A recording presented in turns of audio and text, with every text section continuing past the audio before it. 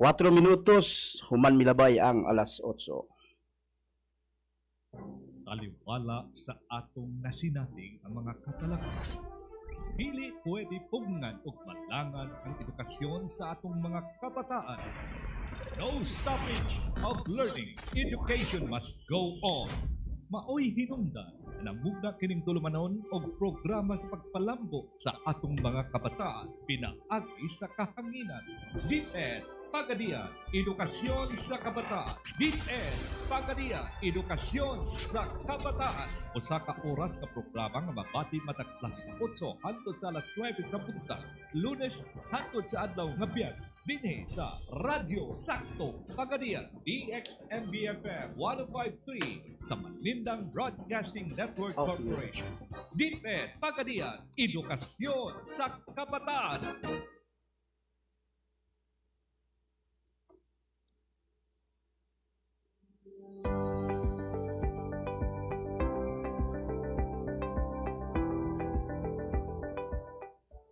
Wala ni bisan kinsay makababag sa mga batang puno sa abilidad. Sa kahanginan, kita karon manglupad, kaya sulong edukalidad. Mga igsuon, higala, kumusta? Niya usab kita nining atong pinasahi nga programa, Pagadian o DepEd Pagadian, Edukasyon sa Kabataan.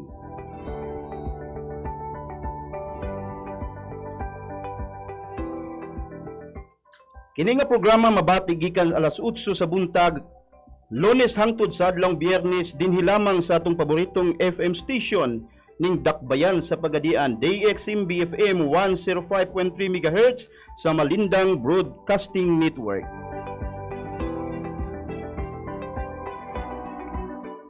Sa dili pa kita formal nga magsugod, atoon ang pasalamatan na ako ang partner diin taod-taod kaming wala mag-uban niini. Kini siya usab ang kanhing uyab sa ako ang amigong si Leonardo Casilaw. Okay? Partner, maayong buntag diha kanimo. Maayong buntag, partner. So, murag lahi man ang greetings karong buntagan, no?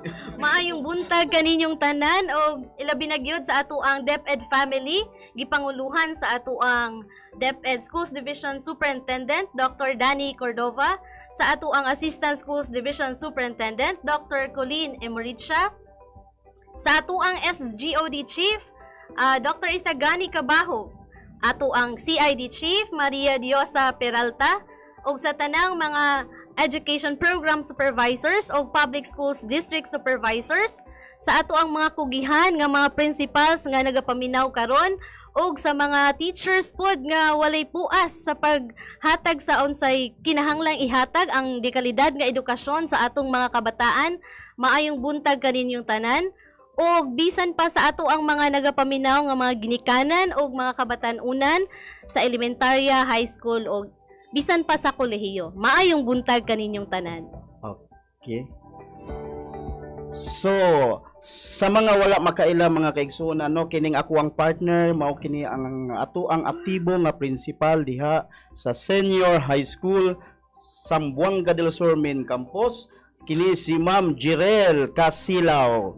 Partner, ikaw yun, no? Daghang salamat. May buntag usab sa mga teachers sa senior high school, no?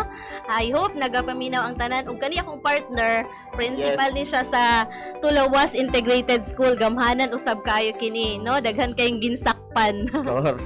Correct, partner, no? Og karon partner, malipayon kay kog dako partner tungod kay may kauban usab nato ang ato ang duha ka banggitan nga education program supervisor. Duha gini sila kabuok, tandem kini silang duha diin ang ilahang tuyo mao gyud ang pagmonitor sa ato ang mga magtutudlo bisan atong mga school head partner. Og bisan sa likod sa mga ingon ta gani nga daghan kaayo mga trabahoon o gani partner, no, unsa ang ato ang activities karon nga ato ang gibiyaan? Ay, ang ato ang webinar sa Action Research. Good luck na lang natong duha, no? Hello, Ma'am Colleen. Wala pa in taon mi diha, ma'am. Apas ra mirong tiod-tiod. Okay. Pero dili lang pud ta ingon nga kita lang ani partner, kun dili naman pud tay partner din hinga duha, din ato usab nga kuyog karon aron sa pagpatin-aw niini nga programa o pagtabang sa mga kabataan.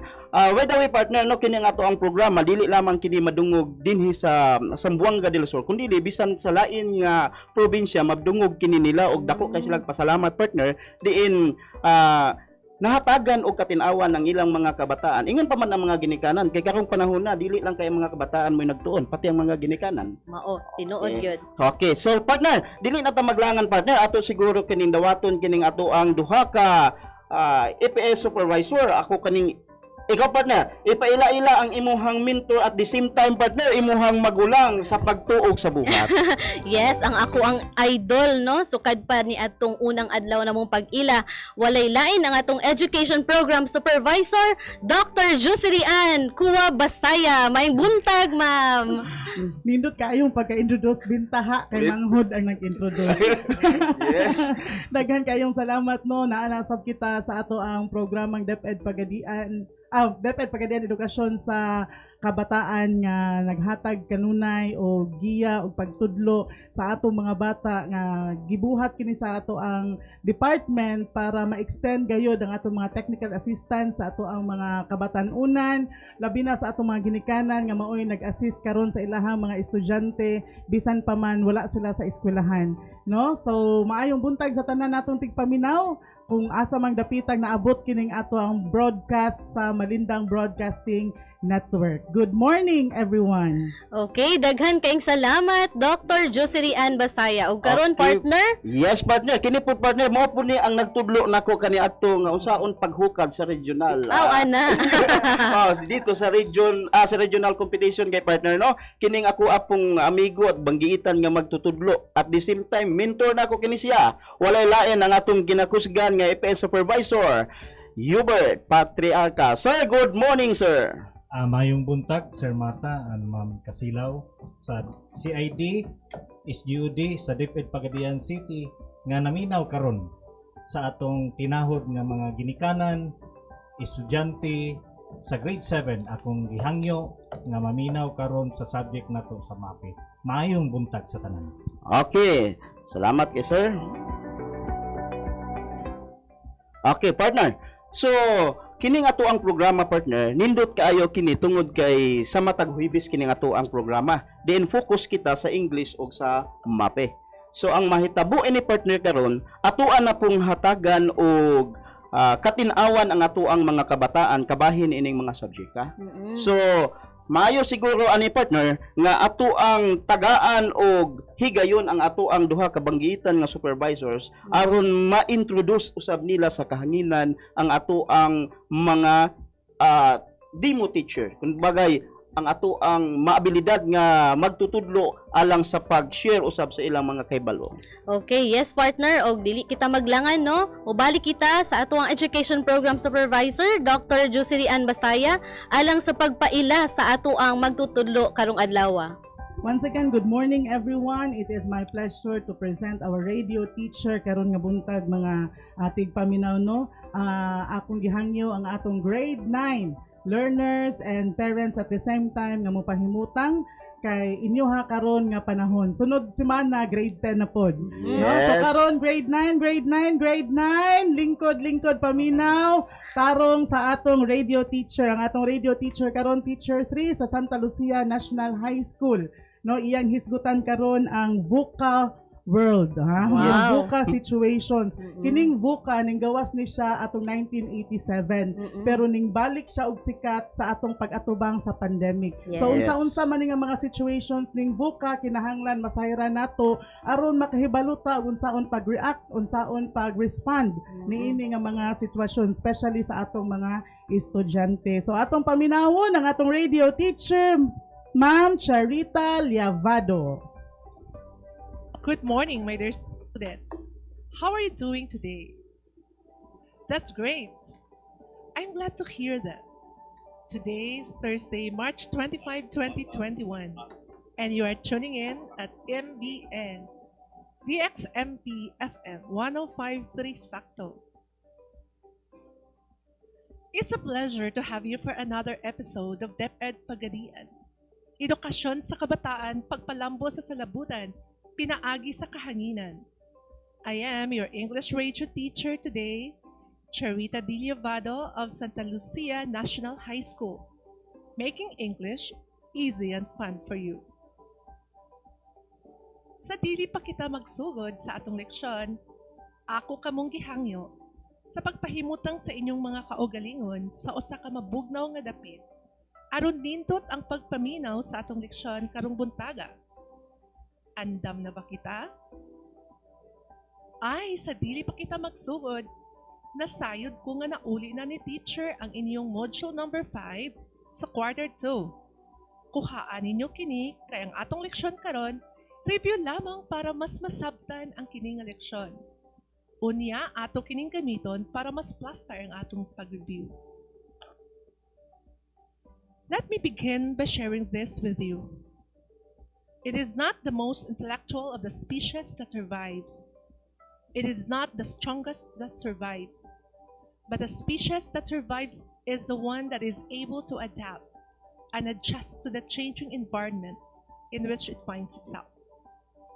Matod pa ni Charles Darwin, ang binuhat nga makasagubang, dili katong pinaka-bright o pinaka-maayo, pinakakusgan, kung dili katong makadawat, maka-adapt sa iyang nahimutangan o sitwasyon sa kinabuhi. Does it ring to you? Hingbagting ba ang imong dalunggan pagkadungog nimo sa maong panutihon? Mabulokon, di ba? Mao nga, bisan pa man sa bagong mga pamaagi sa pagtuon susama ni ining atong gibuhat karon, dawato nato kini o kinahanglan natong i-adapt aron magmalampuson. So today, we will learn about identifying VOCA situations in the world we live in. Because once we come to recognize these situations, we can easily adapt and adjust, and we shall come out as victors and winners alive. Right? Yes, you heard it right. Today, we shall learn about identifying VOCA situations in the world we live in. In our past lesson, you have learned about having confidence that the Lord truly provides and will bless us in abundance. O karong buntaga, atong i-discuss ang VOCA. Ako kamong gihangyo sa pagpaminaw og ayo aron masabtan pag-ayo kung unsa ning VOCA. Are you ready? Okay, let's begin. What does VOCA mean? Nakadungog na ba mo ani? Alright, sa dili pa nato i-discuss ang VOCA situations, ato asang tukion ang history aning VOCA para mas masabtan pag-ayo. VOCA is an acronym that was first used in 1987 and based on the leadership theories of Warren Bennis and Bert Nanas.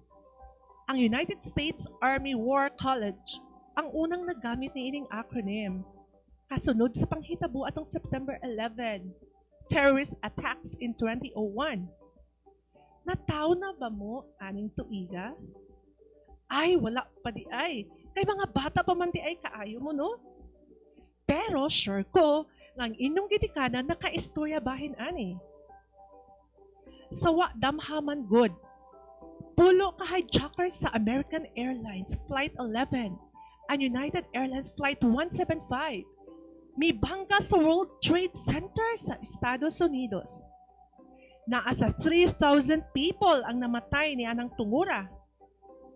It brought about tremendous shock and fear all over the world. Many military planners were worried about the radically different and unfamiliar international security environment that had emerged. So gigamit nila ang VOCA para i-describe ang maong paghitabo. So what does the acronym VOCA stand for? V stands for volatility, which means change is rapid and unpredictable in its nature and extent. In other words, it refers to the quality of being subject to frequent, rapid, and significant change. Buot ipasabot, kung moingon tag volatility, paspas ang kausaban o development sa usa ka butang o sitwasyon. Halimbawa, sa presyo sa gasolina sa atong merkado, napansin ba ninyo na usahay mo ubos o musaka ang presyo ni ini sa hamubo lamang nga higayon? Another example, sa una diri sa Pagadian, walay traffic lights, di ba? Paturatoy lang ang mga sakyanan sa pagpadagan. Tungod ni ini, may mga aksidente nga naitala, matag karon og unya. Mao kana ang mga sitwasyon nga ma-describe nato nga volatile.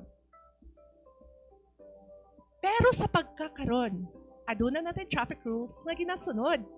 Tungod og alang kini sa pagpahapsay sa flow sa traffic. Mao ni siya gitawag og volatility.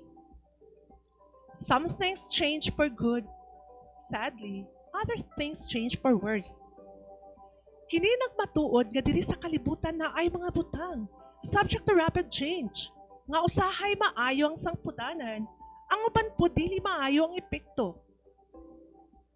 Next, what does U stand for? Any guess? Letter U in VOCA stands for uncertainty, meaning the present is unclear and the future is uncertain. Ang kasamtangan nga sitwasyon dili klaro ug ang umaabot walay kasiguraduhan. Ang lalo nga kahulugan ni ini mao nga there is an extent where we can confidently predict the future. Pero dawaton nato na part of uncertainty is perceived and associated with our inability to understand what is going on. This is an objective characteristic of an environment. It means, kung dili klaro nato kung unsang nahitabo sa palibot, listud para ka nato pagtag-an unsa ang mahitabo sa umaabot. There is this lack of predictability. Mauni nga gitawag kinig uncertain. Nakasinati na ba kamo ni ini? Sure ko, kitang tanan, nakasinati ni ini base sa panghitabo sa pagkuyanap sa COVID-19. Ang tibuok kalibutan, nakasinati o kakuyaw, kahadlok unsa ang mahitabo sa umaabot. Wala kita masayad unsa ang mahitabo sa umaabot. There was so much uncertainty. All of us, health experts included, were groping in the dark. Praise God, as time went by, vaccines were developed to prevent us from being infected from such virus. Klaro ba ang explanation sa maong VOCA element? Salamat! Let's proceed. Ang sunod na letter ay C. What does C represent? Complexity! Tama! Pagka-bright, oy! C stands for complexity, meaning many different interconnected factors come into play with the potential to cause chaos and confusion. It means daghang mga butang, daghang anggulo, daghang ideya, daghang choices na magkakaugnay or related na maglipog taon sa ipuhaton o pilion. Eventually, maghatag kinig kagubot sa hunahuna. Example ani, kadang nag-schedule kag adlaw para mag-study kag ayo sa umaabot nga exam. And it's your only chance to study. And here comes your friend inviting you to go to the beach with your other friends. Nalipog ka unsay imong pilion, knowing that you are vying for honors. And you also love to hang out with your friends. Kay dugay na mo nagkita. Kung dili ka, gusto mahiubos sila. Makalipog jud, di ba? Nalipog ka unsay imong pilion. This situation you are in is a concrete example of complexity. It's complexity because you are faced with certain choices. Ok na ba? Nasabtan na ba ang complexity? Thank you. Let's move on to the next element. The last element or characteristic. It starts with letter A. What does A stand for? What do you think? Ambiguity. Yes, ambiguity. It's taken from the word ambiguous. Ambiguity is described as lack of clarity or awareness about situations. Nagpasabot kini nga the situation which we find ourselves in is not clear. Mao nga maglisod kita pagsabot ni ini. Let's cite an example. Imong friend mo ingon nga best friend daw kaniya. Pero sa panahon nga ni mo iyang tabang, wala siya hing respond. Niining sitwasyon na makaingon ka, malabo talaga. This is ambiguity. Klaro ba ang example? Good. Karon, i-test nato if nasabtan ba jud ang action. Nato niining puntaga pinaagi sa usa ka exercise. Okay, review sa ta. Unsa gani ang meaning sa V? Volatility. Very good. Kaining mga bata, uy. Maka-inspire dyan. Unsay ma-associate ninyo sa volatility? Tama. Constant change. Pareha sa awit niyo si Mari Chan. Life is a constant change, right? Unsay connect ani sa atong kinabuhi? We need to embrace change, take new grounds, rise to new heights to achieve our dreams, to turn the impossible into a reality. All right, ang letter U. Unsa gani ang U? Uncertainty. Very good. Unsay keyword sa uncertainty? Lack of predictability. Right. Galing ninyo. Now, ang letter C, what is it? Complexity. Wow, tama. What can you relate to that word, class? Being complicated. Correct, you are right. Complicated, kay daghang factors involved to be considered in taking a step or making a decision. Ang last is A, which stands for ambiguity. Sa Tagalog pa, malabo. At dahil malabo, mahirap maintindihan. Kini nga mga voca elements na sinati nato diri sa kinabuhi. Diri sa kalibutan nga atong gipuy-an, di ba? Let us just be open, adapt, and be ready to come out as winners in life. I think you are now ready for the exercise. Open your modules, the pages 3 to 4. Karon ihatag nako ang directions. Below are some situations in our vocal world. Tell whether the statement expresses volatility, uncertainty, complexity, and ambiguity. Write your answer on a piece of paper. Number 1. Most people purchase products online even without the assurance that these products are of good quality. Ang mga tao daw mo palit og mga produkto sa online. Bisan wala kinay kasiguruhan sa kalidad ni ini. Unsa man nga characteristic sa boka, anaa-ani nga sitwasyon. What is your answer? Correct. Uncertainty. Very good jud kaaning mga grade 9 students, oy. Number 2. My friend always buys the latest model of cell phone to keep abreast with the latest technology.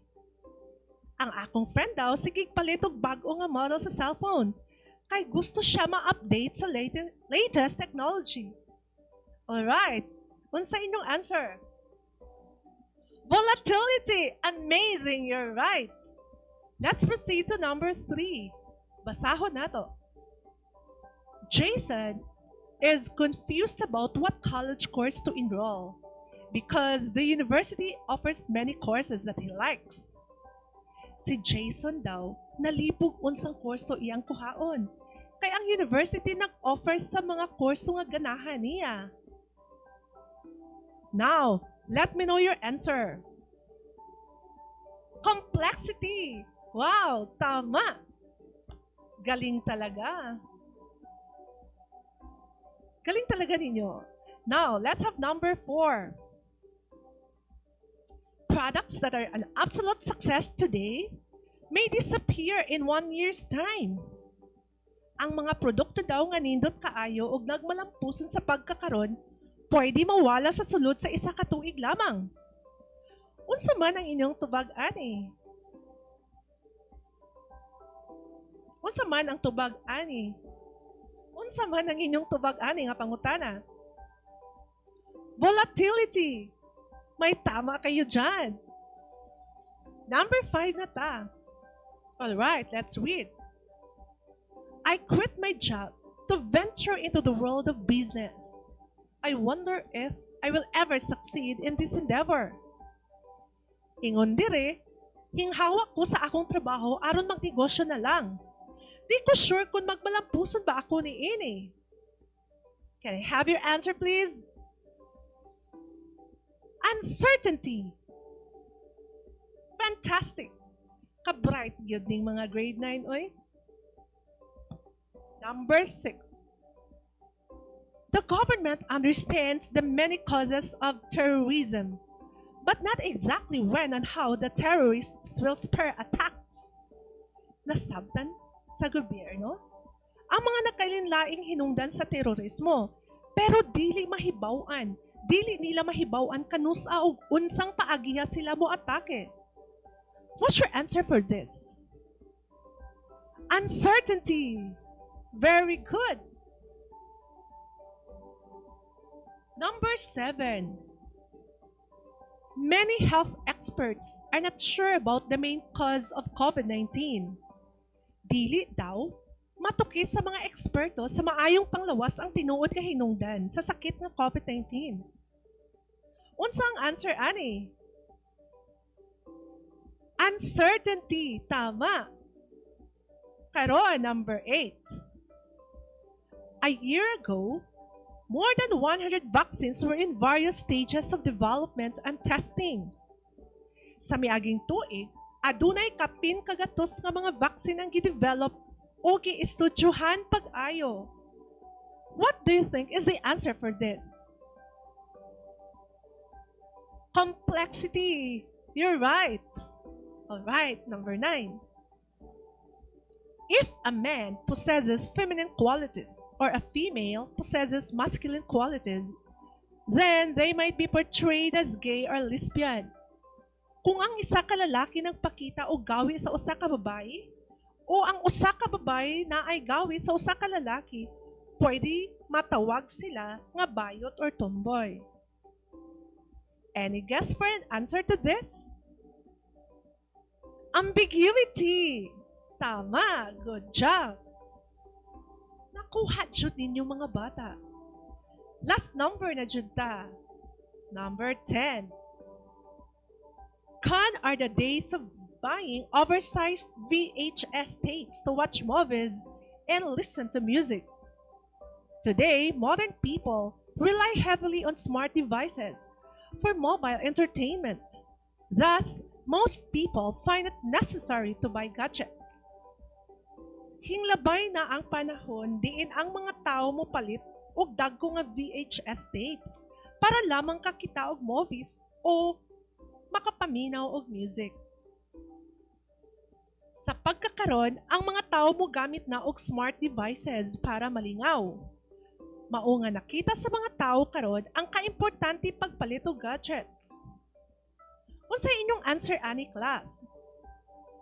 Volatility. Tama. Palakpakan nato atong self kay perfect mo.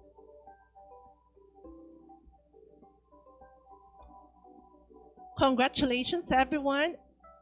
I hope you had fun as you ventured into Voca World with me as your English radio teacher in this learning episode right here at MBN DXMB FM 105.3 Sakto. DepEd Pagadian, edukasyon sa kabataan, pagpalambo sa salabutan, pinaagi sa kahanginan. I am your English radio teacher today, Charita Dilivado of Santa Lucia National High School. Making English easy and fun for you. Thank you. To God be the glory.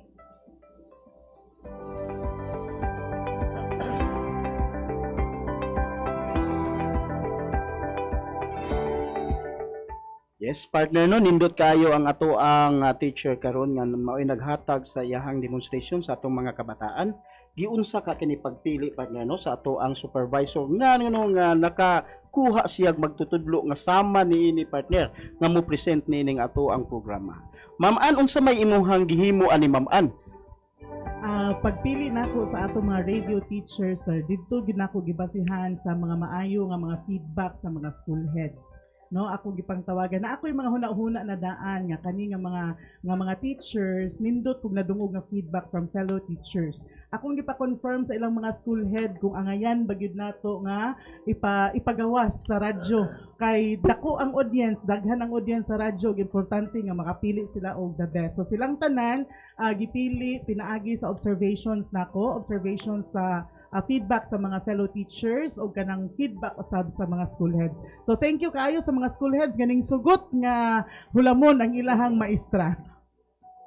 Oh, no? Congratulations kang Ma'am Charita Levado. Naglantaw si Ma'am karon. Hi Ma'am Charita, og sa tanang teacher sa Santa Lucia National High School. No, gipanguluhan ni Sir Espanyol. So, please share also no ang atoang live para daghan kita og maabtan nga mga kabatan-unan karong adlaw. Partner. Yes, partner no. O gani sa ato ako ang pagpaminaw partner no. Nindot kaayo kay iyang gitagaag importansya unsa na buka. So, nindot kaayo. Nakita gyud nato partner nga unsa ka importante nga masabtan sa atong mga kabataan. Ma'am Ann, unsa imong ikadugang ani aron nga matin-awan pagid pag-ayo? Ang lesson nga VUCA is kaning naghatag man gud siya og kanang identification ba sa mga changes nga atong nabati karon nga pandemic. Yes. So hibaw ay importante nga ato siyang mahibawan unsa ang mga nagkalain-lain panghitabo nga nabag-o mo bitaw gitawag nato new normal no. Correct. Nalahi gyud ang atong kalibutan.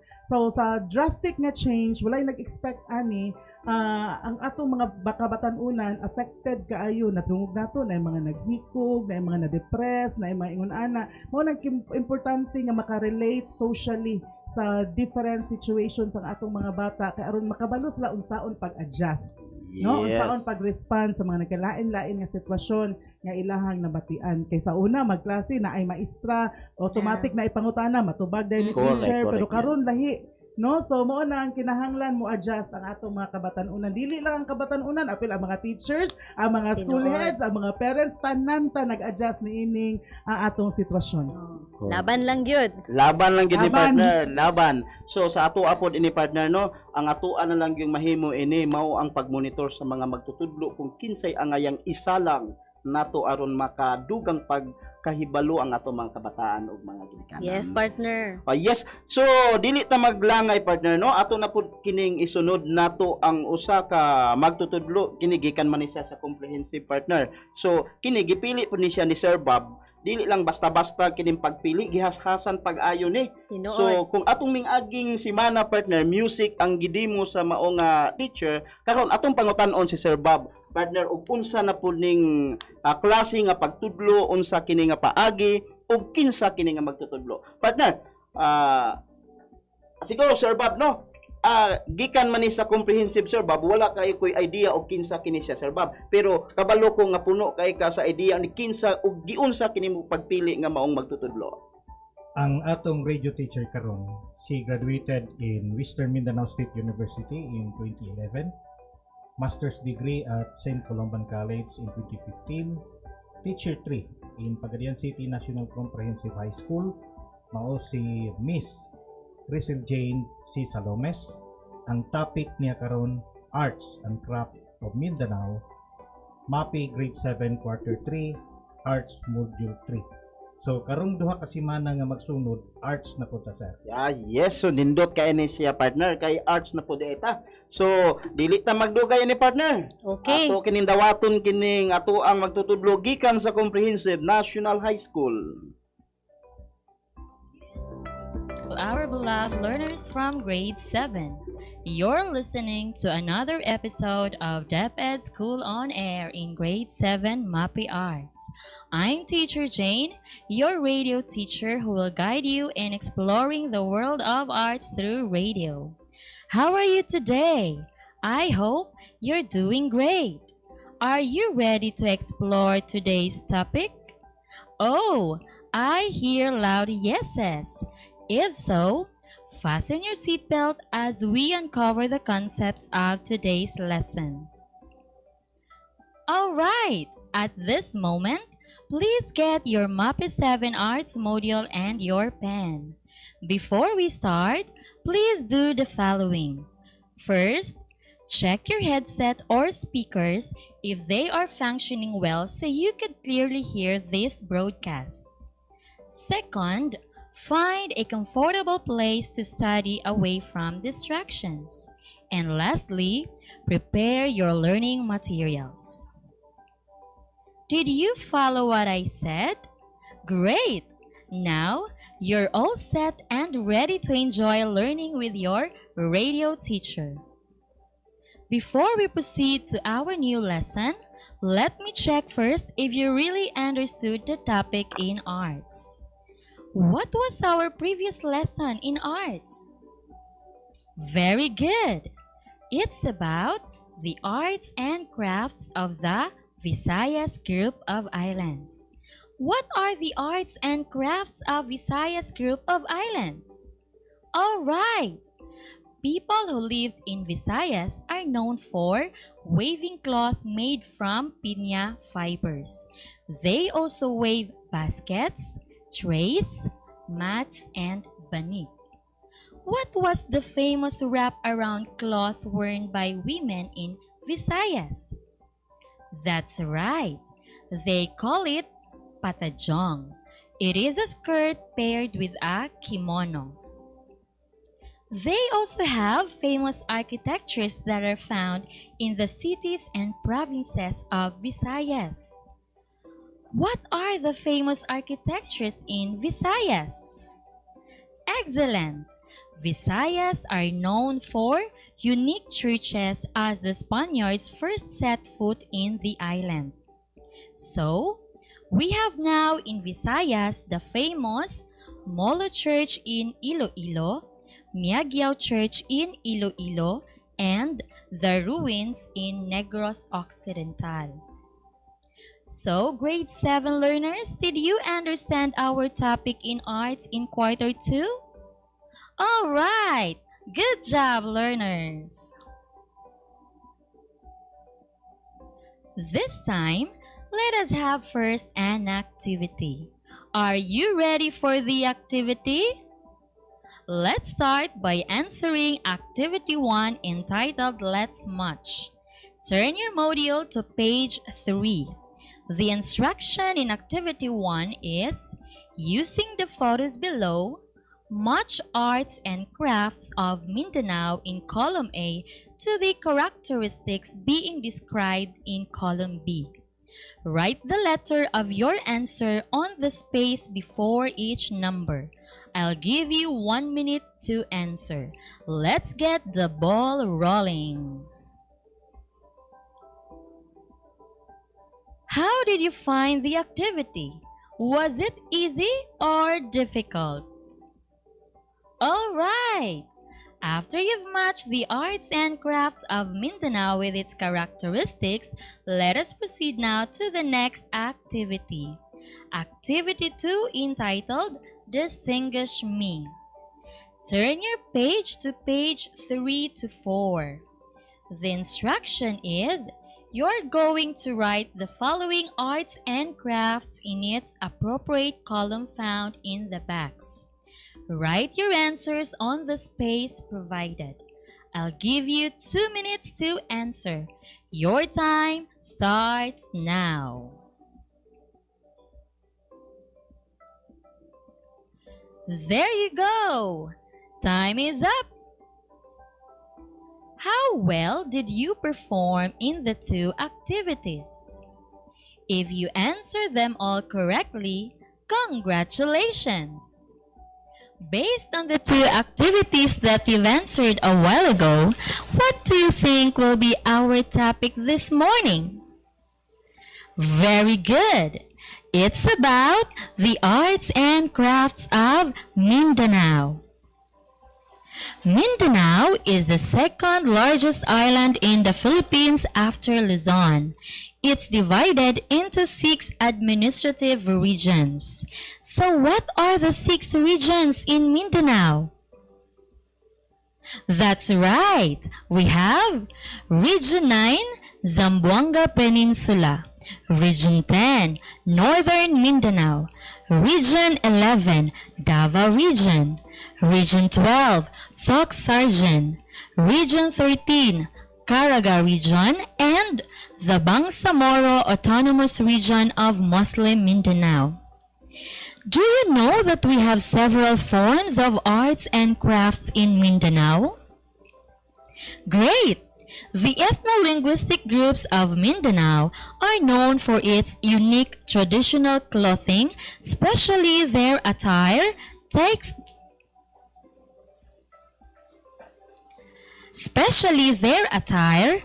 textiles, and tapestries. At this point, kindly turn to page 5 of your module. In your module, there are 5 indigenous groups that are present. One of these is the Bilaan group. They are from South Cotabato, North Cotabato, and Davao del Sur. They are known for embroidery, brass ornaments, and beadwork. Their clothes usually woven from abaca. The next group of indigenous people is the Bagobos from Davao. Their clothes are made from a special textile from abaca fibers called tinalak. And the third group is the Tiboli from Lake Cebu and South Cotabato. They are famous for their complicated beadwork, woven fabrics, and beautiful brass ornaments. Next indigenous group of people in Mindanao is the Maranao from Lake Lanao. They are known for their famous malong. And lastly, the Yakan. They are from Basilan. They are popular in waving. What do you call the square cloth used at? What do you call the square cloth used as a head cover or belt by the Yakan women? Very good. It is the seputangan. So why is it important to wear traditional clothing?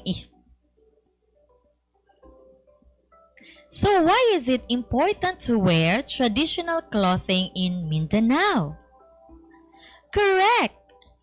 It is very important because it plays an important symbolic role in the It is very important because it plays an important symbolic role in the preservation of values, cultural heritage, and religious identity, especially the indigenous people in Mindanao.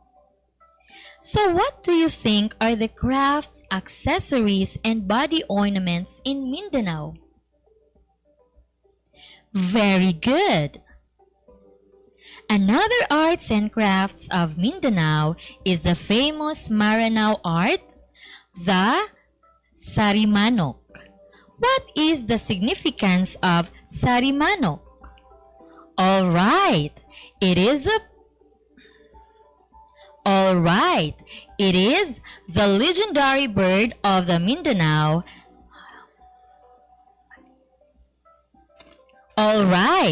It is the legendary bird of the Maranao and said to be a symbol of good fortune. Where is the place of origin of Sarimano? That's right. Mindanao was the place of origin of Sarimano. Another famous art in Mindanao is the ochre. It came from Malayan word which means carve or ukit in Filipino. What kind of art is the ochre? That's right. It's a design or pattern often rendered in hardwood, brass, and wall painting in curvilinear lines and geometric figures of Maranaos.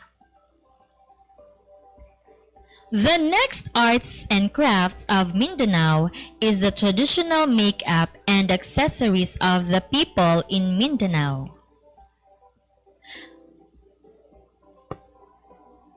The next arts and crafts of Mindanao is the traditional makeup and accessories of the people in Mindanao. So let's proceed to the traditional makeup of Yakan.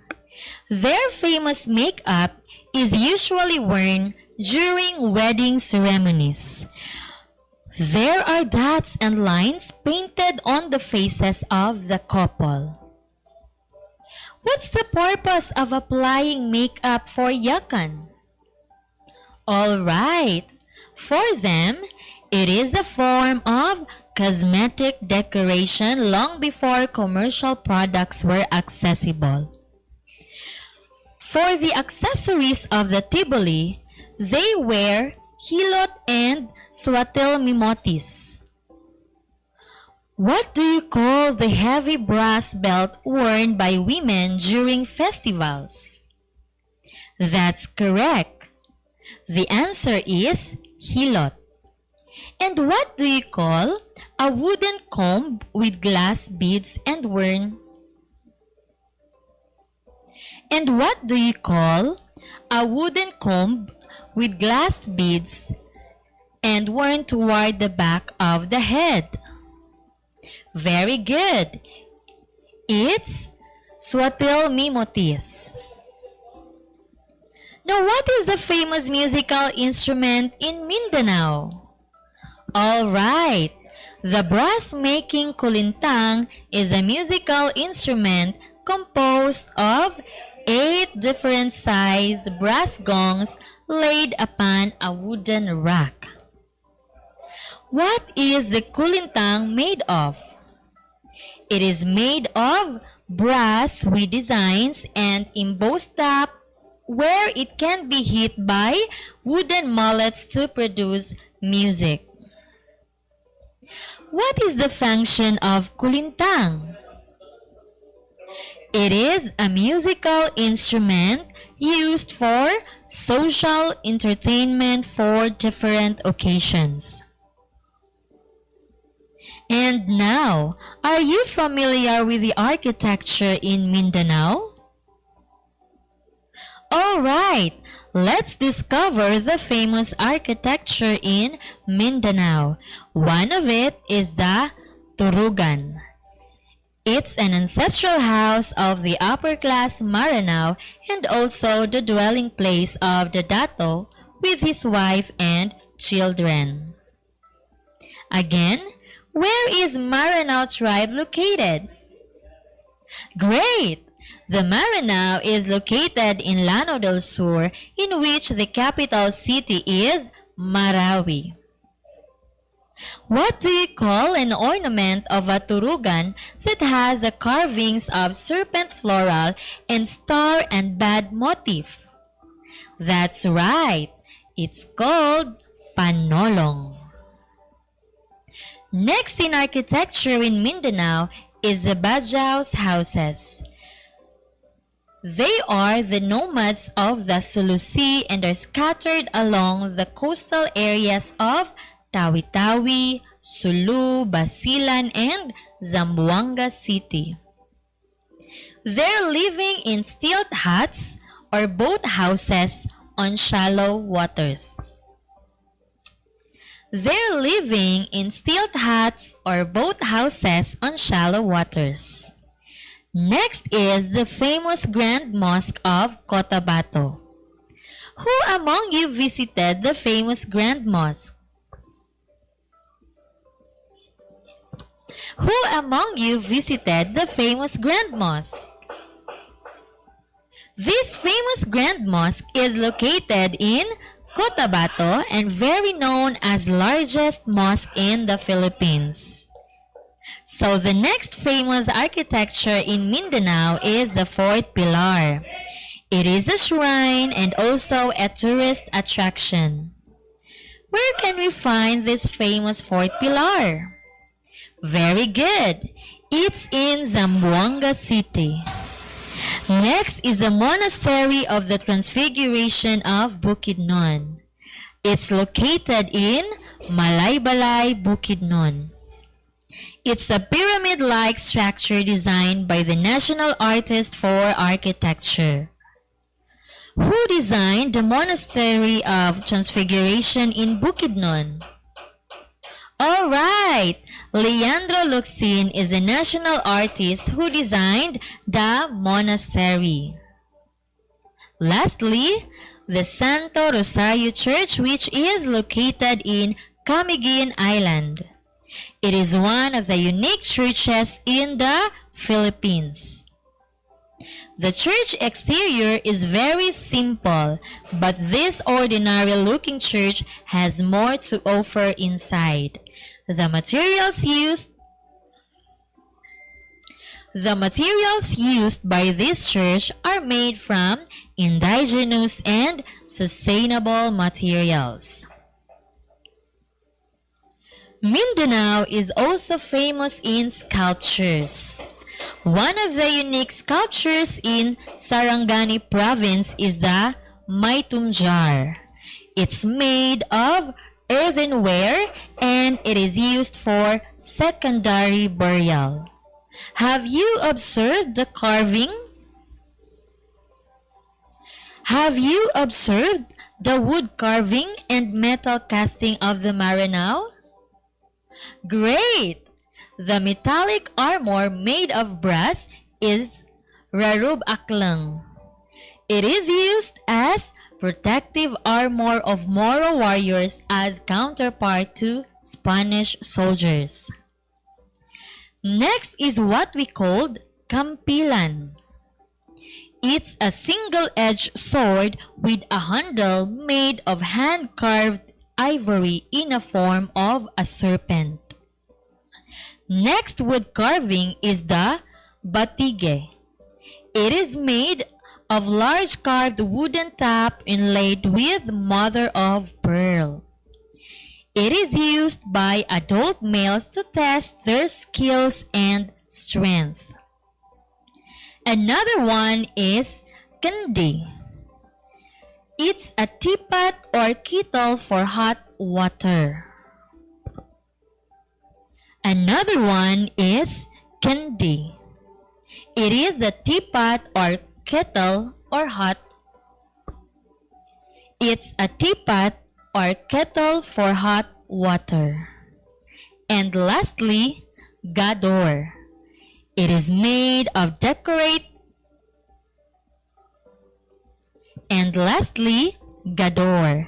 It is made of decorated white metal tobacco container and is used for interior decoration. So those are the wood carving and metal casting of Maranao. Do you know that Maranao carries stories of their vibrant culture? Yes, everywhere you look, there's always a reminder of how their art thrives amidst its struggles. Now, are you familiar with Vinta and Balangay? Are they the same? Very good.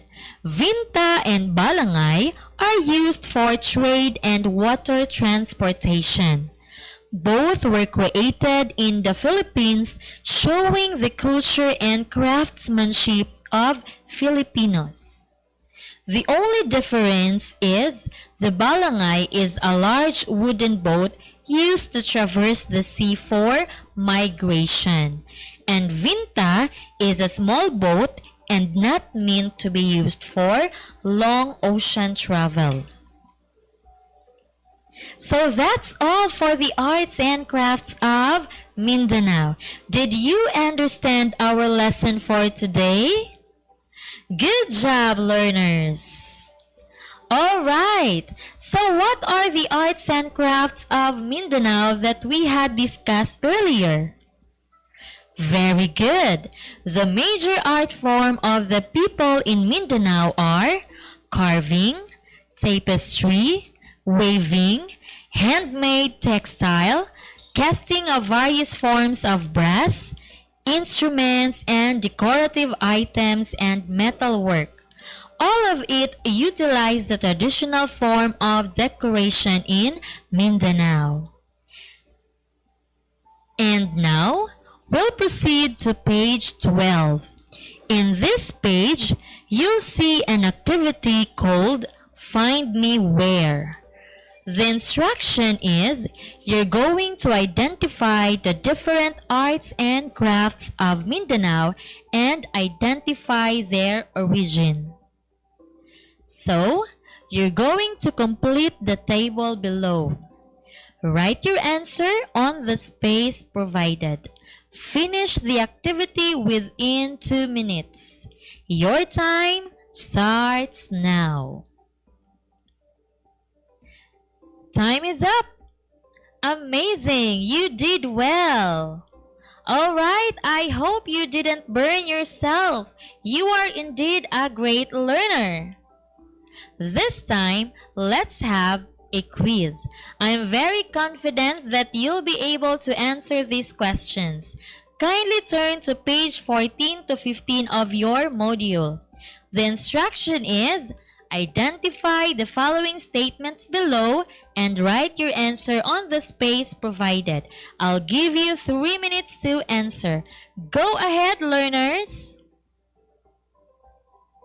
Are you done? Time is up. Great job, learners. That's the end of our assessment. Make sure that you answered all of it. That's the end of our assessment. Make sure that you answered all of it. I guess most of you got the correct answer and got the perfect score. And now we've come to the end of today's lesson in MAPI 7 on the topic Arts and Crafts of Mindanao. Thank you so much, grade 7 learners, for joining me today. I hope you learned a lot. Make sure to tune in to our DepEd on air 8:30 a.m. every Thursday. Let us all remember that today is not just another day of learning. It's a new opportunity, another chance, a new beginning. So embrace your learning today, tomorrow, and forever.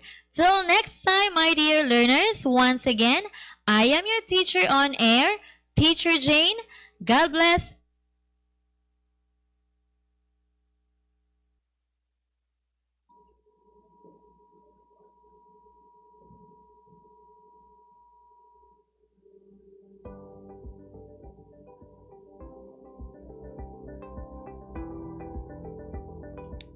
Yes.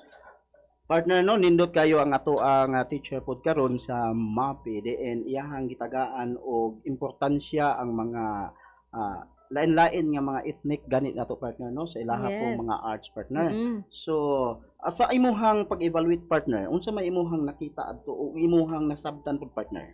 Importante kaayo no ang lesson nga gitake ni Ma'am Rizal Jane Salomes sa Comprehensive National High School.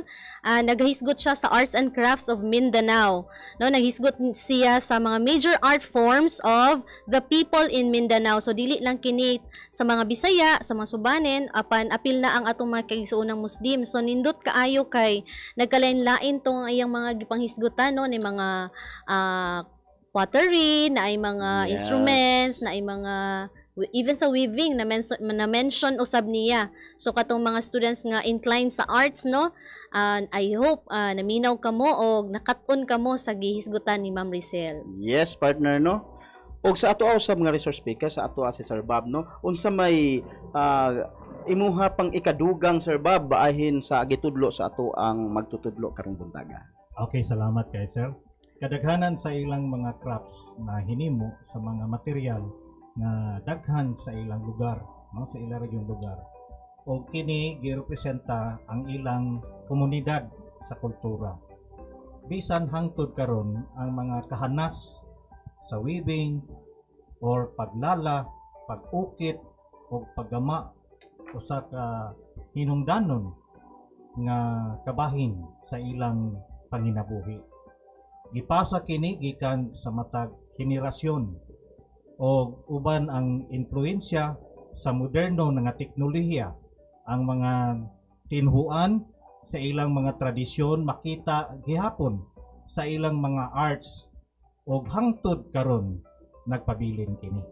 Yes, nindot kayo Sir Bob no. Diin gitagaan jud katinaawan o sa ato pong mga estudyante karon is padayon kamo sa pagmonitor o padayon usab kamo nga tuki pa sa mga angay ninyong timan-an kay ingon pagani nga ang kining edukasyon mao ra gid kini ang bugtong hinungdan aron mahaw-as kita sa ato ang bagay mahaw-as ta sa atong kalisod una na siya partner no kay kani adtong panahon na bata-bata pa man kita partner sa ako alang galing na experience kani adto partner no kana gyud pagpananggi pamangmangli og man okay samtang taghoy-taghoy apan karon gitagaan jud katinaawan padugang pangkahibalo ang ato ang mga magtutudlo ug ang ato mga kabataan pinaagi usab sa pagtuki sa mga butang pangangay nilang hibalon. Nindot kaayo no kay mahitungod sa atong culture. So nindot nga ilhon nato atong kaugalingong kultura.